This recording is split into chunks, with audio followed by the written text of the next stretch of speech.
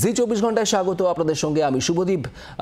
যে খবর শুরুতেই আপনাদের জানাবো, আবারও ভূমিকম্পের কম্পনে কেঁপে উঠল ভারতের বেশ কিছু অংশ এবং নেপালে এই ভূমিকম্প অনুভূত হয়। রিক্টার স্কেলে কম্পনের তীব্রতা 6.1। ভোরে পাকিস্তানেও ভূমিকম্প, রিক্টার স্কেলে কম্পনের মাত্রা 4.5।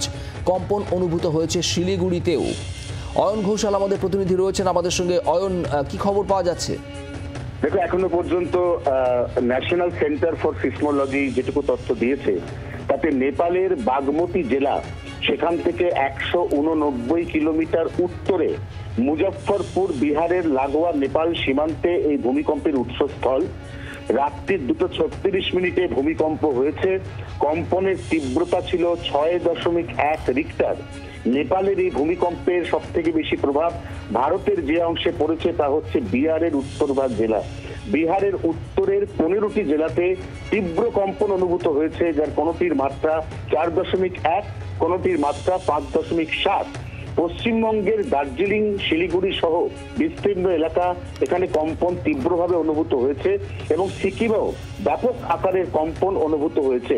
এখনো পর্যন্ত ভূতত্ত্ববিদরা যেটা জানাচ্ছেন সেটা হচ্ছে ইউরেশিয়ান প্লেট বঙ্গোপসাগরের উত্তর ভাগে, এই প্লেট শিফটিং এর ফলে সেখান থেকে যে ভূমিকম্প 72 ঘন্টা আগে জেনারেট করেছিল তারই পার্শ্ব প্রভাব হিসেবে বা তারই আফটার শক হিসেবে এই ভূমিকম্পগুলি হচ্ছে।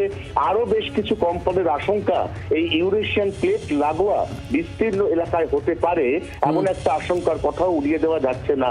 শুভদীপ।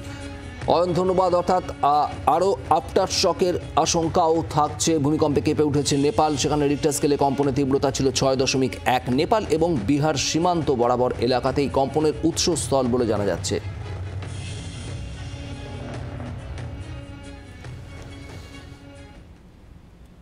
ভূমিকম্পে কেঁপে উঠল শিলিগুড়িও। রাত 2:38 নাগাদ কেঁপে ওঠে বাড়িঘর। শিলিগুড়ির একাধিক এলাকায় রিক্টার স্কেলে এই কম্পনের তীব্রতা ছিল 5.1 বলে জানা যাচ্ছে। মূল ভূমিকম্পের উৎসস্থল নেপাল, যে কথা আপনাদের জানাচ্ছিলাম, নেপাল বিহার সীমান্ত।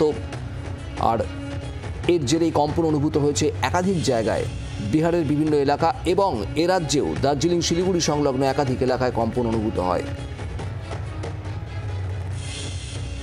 কেঁপে ওঠে বাড়িঘর।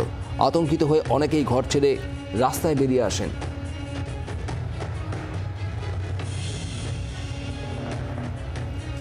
শিলিগুড়িতে এই কম্পনের তীব্রতা ছিল 5.1, এমনটাই জানা যাচ্ছে।